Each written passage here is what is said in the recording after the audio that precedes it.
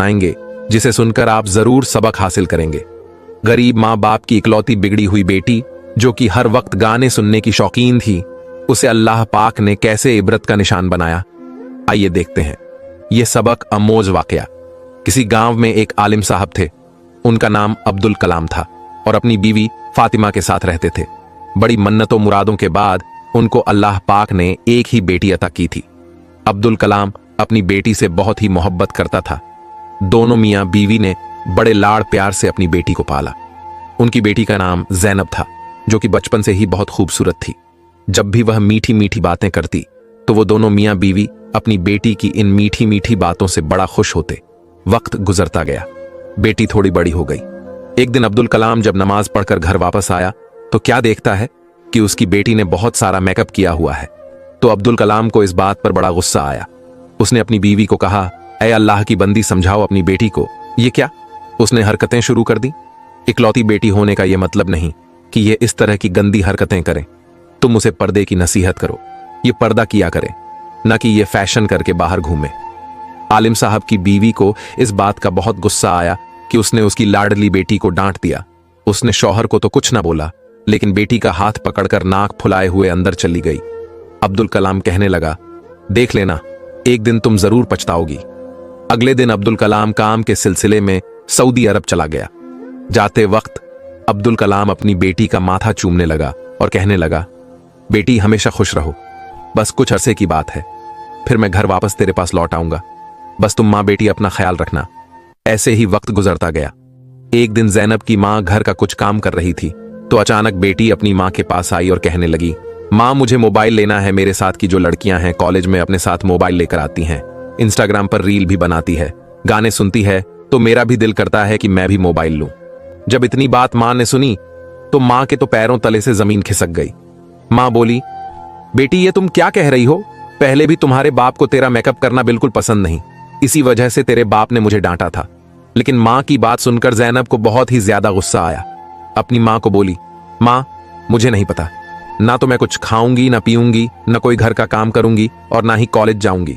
चाहे जो मर्जी कर लो, जब तक आप मुझे मोबाइल नहीं लेकर देंगी मैं कोई काम नहीं करूंगी। मुझे हर हाल में मोबाइल लेना है। इतना कहकर वह रोने लगी। उसकी माँ को उस पर बड़ा तरस आया, क्योंकि उनकी कोई और औलाद जो ना थी, उनकी यह एक ही तो बेटी थी। फिर ज़ैनब की माँ उसके पास आई और बोली, बेटा अल्लाह का वास्ता खाना खा लो, तुम्हारी तबीयत खराब हो जाएगी। चलो मैं तुम्हारे आगे हार मान लेती हूं, मैं तुम्हें मोबाइल लेकर दूंगी, बल्कि हम आज ही तुम्हारा मोबाइल लेकर आएंगे। यह बात सुनते ही ज़ैनब के चेहरे पे मुस्कुराहट आ गई। इसके बाद दोनों माँ बेटी बाजार चली गईं और ज़ैनब की माँ ने उसे नया मोबाइल खरीद दिया। अब तो ज़ैनब बहुत ही ज्यादा खुश थी, क्योंकि उसकी इतनी बड़ी ख्वाहिश जो पूरी हो गई थी, जो कि नामुमकिन थी। उसका बाप तो उसे कभी भी मोबाइल ना लेकर देता, लेकिन उसकी माँ उसकी जिद के आगे हार गई थी। और अब आगे क्या होने वाला था, यह आप लोग जरूर सुन के जाइएगा। ज़ैनब ने जब घर आकर मोबाइल को डब्बे से निकाला तो उसकी माँ खुशी खुशी पास बैठकर बोली, बेटा ये मुझे भी दिखाओ किस तरह का होता है। तो ज़ैनब के तो फौरन ही तेवर बदल गए।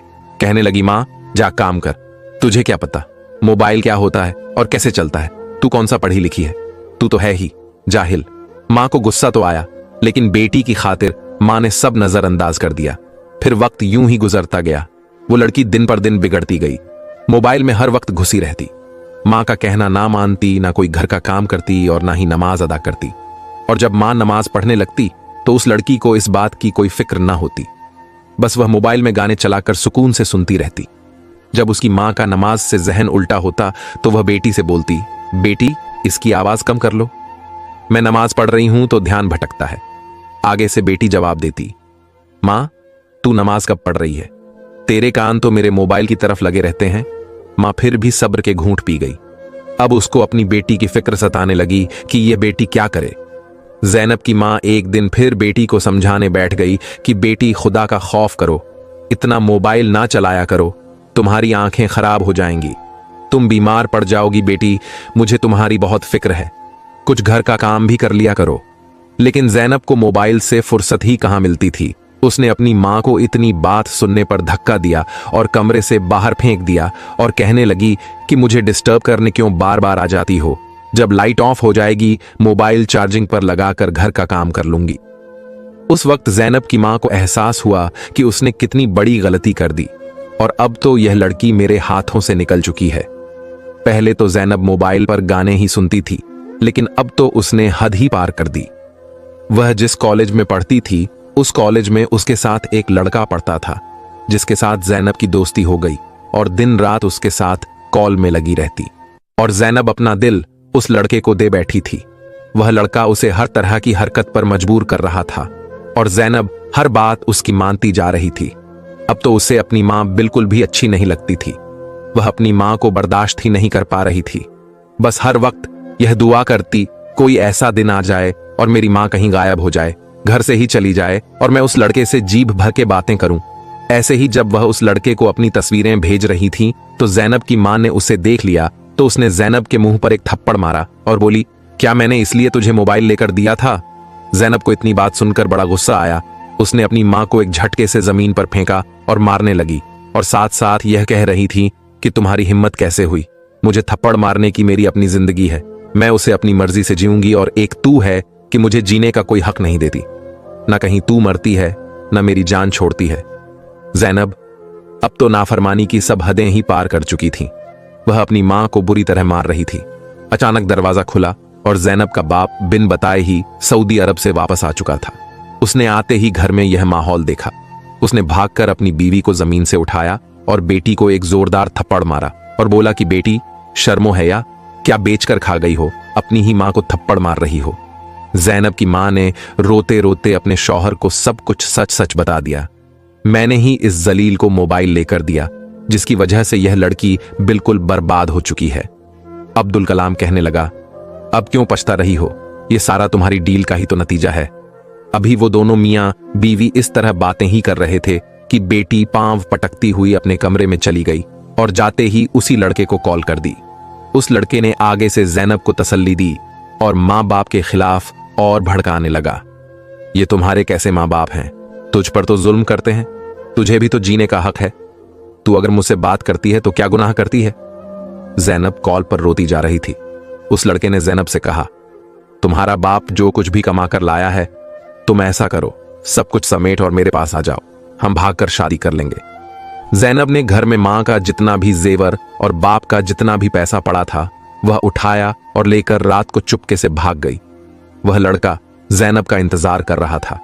जब उसने जैनब को आते देखा तो जल्दी से जैनब का सारा सामान पकड़ा और कहने लगा, तुम इधर ही रुको, मैं गाड़ी का इंतजाम करके आता हूं। फिर जैनब पूरी रात उस लड़के का इंतजार करती रही, लेकिन वो ना आया। जैनब को वहां पर एक बुजुर्ग आते दिखाई दिए। उस बुजुर्ग ने पूछा, बेटी क्या बात है, तुम अकेली क्यों बैठी हो और रो क्यों रही हो? जैनब ने रोते हुए उस बुजुर्ग को अपना सारा वाकया सुनाया। उस बुजुर्ग ने जैनब को समझाया और बोला, बेटी अभी भी कुछ नहीं बिगड़ा, फजर से पहले का टाइम है। फजर से पहले पहले तुम ऐसा करो, चुपके से घर लौट जाओ, तुम्हारे मां बाप को कुछ पता नहीं चलेगा और उनकी इज्जत बच जाएगी। जैनब ने बिल्कुल ऐसा ही किया और चुपके से अपने घर वापस आ गई। देखा तो उसके मां बाप अभी सो रहे थे, वह भी चुपके से आकर लेट गई। जब सुबह हुई, मां ने घर में देखा तो ना कोई पैसा था और ना उसका कोई जेवर था। वह रोने पीटने लगी, लेकिन जैनब के दिल में फिर भी जरा सा रहम ना आया कि मैं अपनी गलती का तकल्लुफ करे और सब कुछ सच सच बता दूं। उसकी हरकतें वैसी की वैसी ही रहीं। फिर एक दिन ऐसे ही जैनब को उसी लड़के का फोन आया और कहने लगा, जैनब मुझे कुछ पैसों की जरूरत है, तुम मुझे कुछ पैसे भेजो, वरना मैं तुम्हारी भेजी हुई तस्वीर लोगों को दिखा दूंगा और तेरे बाप को भी दिखा दूंगा। तेरे बाप की 1 टके की इज्जत ना रहेगी। अगर तुम्हें अपनी इज्जत प्यारी है तो मुझे रकम भेज दो। लेकिन जैनब तो अपने बाप का सारा पैसा पहले ही बर्बाद कर चुकी थी। उसके पास अब पैसा देने के लिए नहीं बचा था। फिर उस लड़के ने भी बगैरती की तमाम हदें पार कर दी और उस जैनब की सारी तस्वीर उसके रिश्तेदारों और अपने दोस्तों में शेयर कर दी। जब जैनब के बाप को बेटी की यह नजेबा तस्वीरें देखने को मिली और लोगों ने तरह तरह की बातें की तो उसका बाप यह सब बर्दाश्त ना कर सका और सदमे से वही दम तोड़ गया। लेकिन जैनब तो पता नहीं फिर भी किस मट्टी की बनी हुई थी, बजाय गम मनाने के या तौबा करने के अपनी हरकतों से बिल्कुल भी बाज ना आई। अब तो वह जैनब क्लब जाना शुरू हो गई और अब उसकी बेवा मां बेचारी बेटी को बड़ा समझा रही थी, लेकिन बेटी तो बिल्कुल बिगड़ चुकी थी। अब जैनब ने रात को भी लेट से आना शुरू कर दिया क्योंकि बाप का साया उसके सर पर नहीं रहा था। जिसने उसे डांटना था, इसलिए और आजादी से फिरने लगी। उस लड़की को घर की कोई फिक्र नहीं थी। घर में मेरी माँ किस तरह से गुजर बसर कर रही है, किस तरह मेरी खाना पीना पूरी कर रही है और किस तरह घर का किराया दे रही है, उस लड़की को हर वक्त अपनी ही पड़ी रहती थी। अब तो वह अक्सर ही अपनी माँ को बिल्कुल नजरअंदाज करने लग गई थी। उसने अपनी तालीम बस कॉलेज तक ही हासिल की। इसके बाद अपने तालीमी सिलसिले को जारी ना रख सकी। उसे कुछ ही रहम आया और अपनी माँ का हाथ बटाने के लिए एक जगह नौकरी करने लगी। माँ इस बात पर तो बहुत खुश थी कि उसकी बेटी अपने घर के खर्च चलाने के लिए पैसे कमा कर ला रही है और उसका फिक्र भी कम हो गया। लेकिन वह इस बात पर बहुत ज्यादा परेशान थी कि 19 साल की लड़की अक्सर रात तक बाहर रहती थी। उसका मोबाइल फोन भी बंद होता और अपनी माँ को यह बहाना करती। एक काम की ज्यादती की वजह से वह अपना मोबाइल बंद कर देती है। जैनब की माँ को उसके इस झूठ से तसवीस लाहिर हुई। जैनब की माँ और ज्यादा परेशान रहने लगी थी और उसने एक बार फिर से सोचा, मैं किसी तरह अपनी बेटी पर नजर रखूं ताकि यह दोबारा पहले वाली गलती का शिकार ना हो जाए। इसलिए अपने घर के बाहर एक सीसीटीवी कैमरा लगवा दिया और रोजाना सुबह उठकर वह वीडियो देखती और चेक करती कि रात को उसकी बेटी कितने बजे घर आई थी। जैनब अपनी माँ की इस हरकत से बहुत ज्यादा परेशान थी और शदीद गुस्से में भी थी और उसने अपनी माँ से झगड़ना भी शुरू कर दिया। तुम अपनी बेटी पर शक कर रही हो, यह अच्छा नहीं है। लेकिन जैनब की माँ ने वह कैमरा लगाए रखा और रोजाना की बुनियाद पर यही चेक कर रही थी कि उसकी बेटी रात को किस वक्त घर लौटती है। एक रोज जैनब अचानक गायब हो गई। माँ को उसी बात का डर था और वही हुआ। जैनब की माँ अब कई दिन तक उसका इंतजार करती रही। न जैनब को घर वापस आना था और ना ही वह आई। जैनब की माँ की हालत अब खराब होने लगी थी और उसने बदनामी के डर से किसी से भी इस बात का जिक्र ना किया कि मेरी बेटी घर से भाग गई है। उस दिन जैनब की माँ अपने घर के दरवाजे पर खड़ी थी। अपनी बेटी की राह देखते देखते अचानक बेहोश होकर गिर पड़ी। मोहल्ले वालों ने जैनब की वालिदा को उठाया और हॉस्पिटल में एडमिट कर दिया। लोगों ने यह भी बात नोटिस की। वालिदा के अस्पताल पहुंचने पर भी वह हॉस्पिटल नहीं पहुंची और ना ही जैनब अपने घर में मौजूद थी। मोहल्ले वालों ने इस बात को गंभीर मामला जानकर फौरन पुलिस को खबर कर दी। पुलिस जब जैनब के घर पहुंची तो सारा माजरा उनके सामने बयान किया गया। जैनब कई दिन से गायब है। उसकी मां अस्पताल में पड़ी है जो कि कोमा की हालत में है।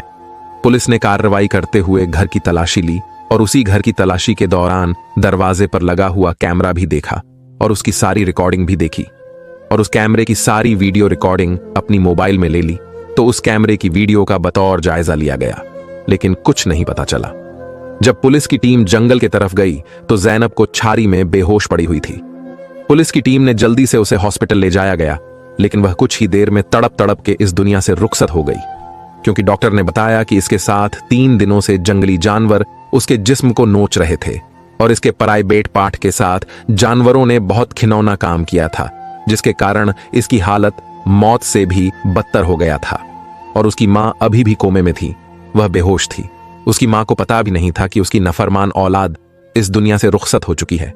अब मोहल्ले वालों ने जैनब के कफन दफन का बंदोबस्त करना था, क्योंकि जैनब की मैयत बिल्कुल लवार सा पड़ी हुई थी। उसका बाप नहीं था और उसकी मां बेहोश थी। तो अब अहले मोहल्ला की यह जिम्मेदारी बनती थी कि वह उसके कफन दफन का इंतजाम करे। मोहल्ले की औरतों ने जैनब को गुस्ल दिया, तो उसी वक्त गुस्ल देते ही जैनब के जिस्म से अजीब बदबू उठने लगी। गुस्ल देने वाली औरतें तौबा तौबा करते हुए गुस्ल दे रही थी। जब वहां से बाहर निकली और बाहर खड़े मर्दों से कहा, मैयत में से इतनी बदबू आ रही है, आप लोग ऐसा करो, बगैर गुस्ल के ही इसको दफन कर दो, क्योंकि कोई भी इंसान इस बदबू में खड़ा नहीं हो सकता। मोहल्ले के मर्दों ने उन औरतों को समझाया, यह सब आपका काम है, वह जैसी भी थी तुम लोगों का फर्ज बनता है, उसे गुस्ल दो। वह मुसलमान लड़की थी, बेशक वह नाफरमान थी अपने वालदैन की। उसने अपनी जिंदगी में बहुत गुनाह किए थे, लेकिन हम यह गुनाह नहीं कर सकते बगैर गुस्ल के उसे दफना दें। आप लोग थोड़ी सी हिम्मत करें, मुंह पर कपड़ा रखकर उसको गुस्ल दें। हमें अपना फरीजा सही तरीके से अंजाम देना है। उसकी मैयत लावारिस है और हम एक मुसलमान हैं।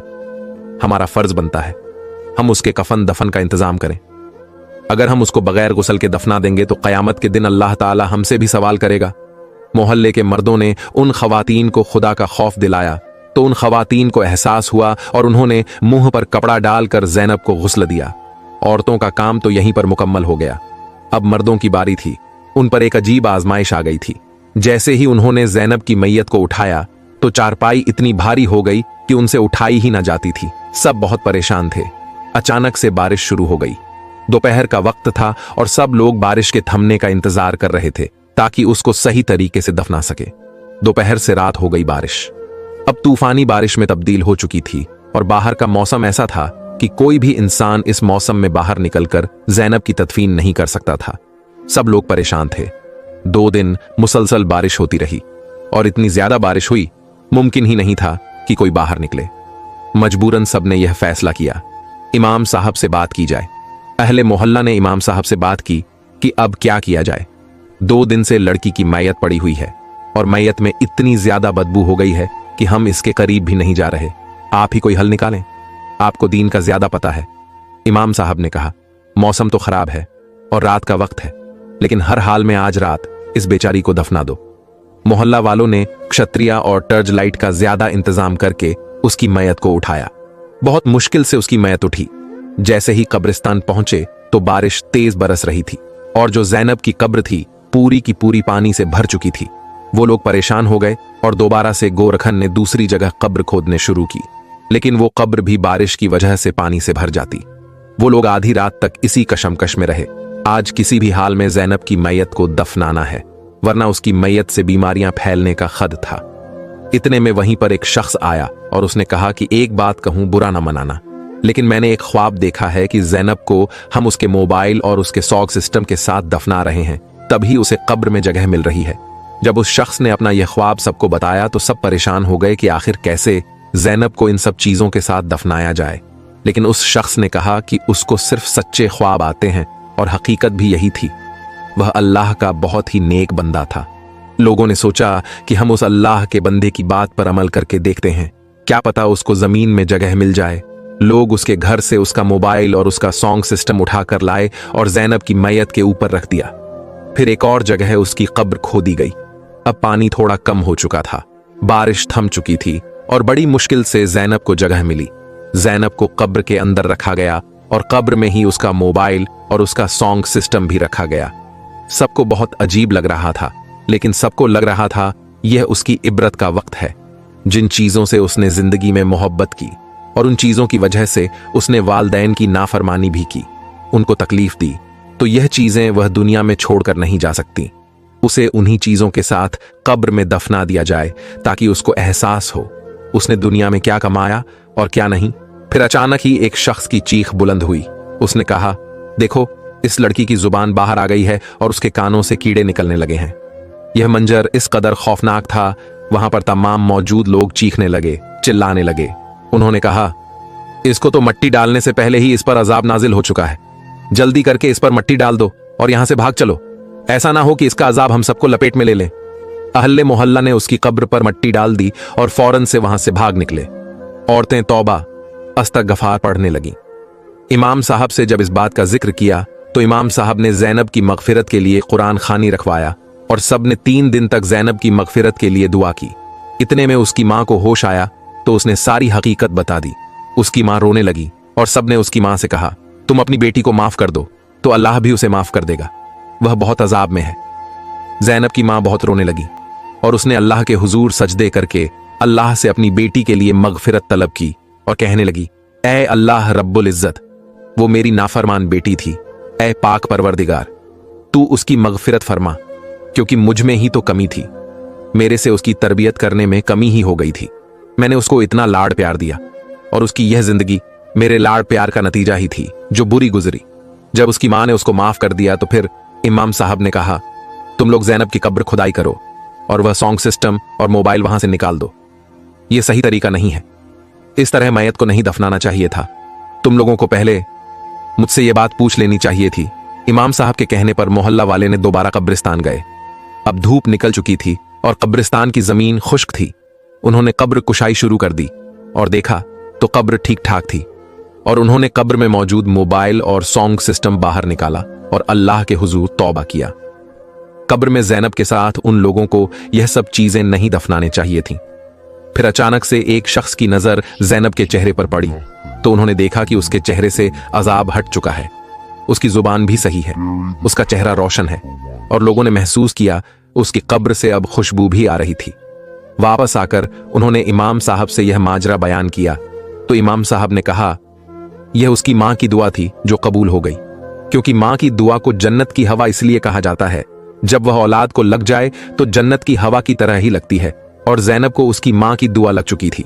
अहले मोहल्ला ने फिर से कुरान ख्वानी की और जैनब की मगफिरत के लिए दुआ की, और सब ने अल्लाह से माफी मांगी कि उन्हें कब्र में मोबाइल और सॉन्ग सिस्टम नहीं डालना चाहिए था। अहले मोहल्ला को एहसास हो गया था कि उन्होंने यह काम करके बहुत बड़ा गुनाह कर दिया, कब्र की और मैयत की बेहुरमती की, इसलिए उन्होंने अल्लाह से माफी मांगी।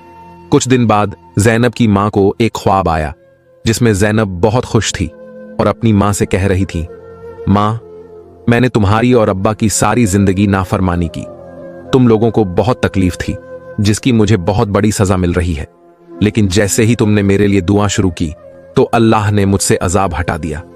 बेशक वालदैन का दर्जा बहुत बुलंद है, काश मैं आप लोगों की नाफरमानी ना करती और आप लोगों की फरमाबरदार होती तो यह जो अजाब मुझे मिला था वह भी ना मिलता। लेकिन मां, यह तुम्हारी दुआ है, तुम्हारी दुआ ने ही मुझे इस अजाब से बचाया। यह ख्वाब सुनकर अहले मोहल्ला खुश हो गए और इमाम साहब ने सबसे कहा, देखो हम लोग सब कितने गुनाहगार हैं, बड़े बड़े गुनाह करते हैं और हमें उसकी सजा भी मिलती है, लेकिन अल्लाह की जात इस कदर मेहरबान है, जब इंसान को उसकी गलती का एहसास हो जाए तो फौरन से अल्लाह रब्बुल इज्जत उस इंसान को माफ फरमा देता है। ये अल्लाह की रहीमी और करीमी है, वो हमें माफ कर देता है। अगर वह हमें माफ ना करता तो हम तो हमेशा आग में जलते रहते। इसका यह मतलब नहीं कि अल्लाह को रहमान और रहीम समझकर हम गुनाह करते रहे, बल्कि इसका यह मतलब है हमें अल्लाह की फरमाबरदारी करनी चाहिए, उसके रास्ते पर चलना चाहिए। जब हमारा रब हमसे इतनी मोहब्बत करता है तो हमें भी चाहिए हम अपने रब से मोहब्बत करें और उसके फरमाबरदार बंदों में से बन जाए। प्यारे दोस्तों, उम्मीद करता हूं आज की वीडियो से आपने बहुत सबक हासिल किया होगा, इसलिए अपने फैमिली में भी वीडियो शेयर करें और चैनल को सब्सक्राइब करने के साथ साथ कमेंट में अल्लाहू अकबर जरूर लिख कर जाए।